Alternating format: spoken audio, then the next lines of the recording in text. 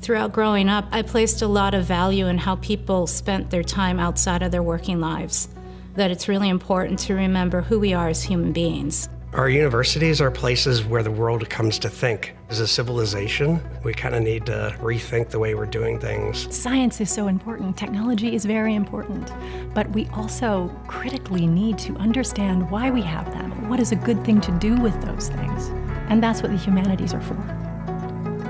As a civilization, we're going through a lot of growing pains right now. I think a really important part of that is rethinking what our goals are. It's clear that just making more money doesn't add up to a better quality of life. We had about 150 researchers to foster cross-disciplinary work on well-being. We're developing a new measure of happiness. I'm not aware of that ever happening, where a philosopher worked on something like that.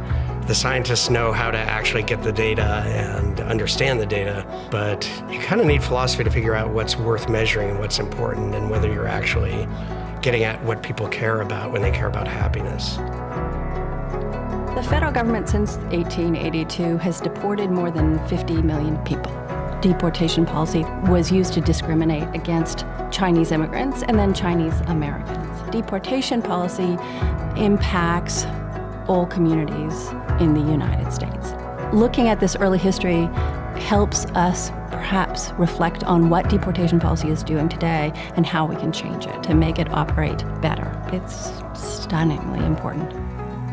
19th century Britain was an area of rapid industrialization, and people worried that new inventions and rapid pace of life was taking something away from the human spirit. The things that I study have to do with people contemplating those very issues. We're trying to digitize all of Tennyson's manuscripts. So Tennyson didn't think that a poem was only on the page. It was also to be said aloud.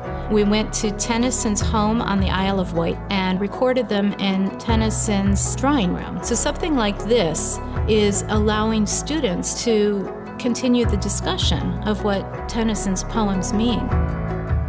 Anytime people have fought for justice, the arts have been at the very center of that. It's a way that we sort of get into each other's hearts and minds and remind each other that we are one. Shakespeare in the Streets is in response to the fact that theater has become something just for the elite, for the rich. We want to create theater that's free and that is uniquely relevant to the communities that we're performing for. And so the plays are contemporary adaptations of Shakespeare that are based on the real stories of the people who have lived here and are living here now. We use stories to come together and decide what we're going to value as a society. And that's always been the most interesting thing. Could it be that within the Word of God there is a tolerance and maybe even an encouragement for diverse views? I helped organize a panel that brought together the Society of Christian Ethics, the Society of Jewish Ethics, and the Society for the Study of Muslim Ethics. First time in the history of those three institutions. My research is an intentional engagement with that reality of a global culture. How do we resolve these differences and how do we live together as one community? The natural sciences and mathematics aren't going to provide that. It's the humanities. One of the reasons I like being at SLU is because I feel like the mission is essentially what my mission is too. There's just much more openness to talking about what's important in life here.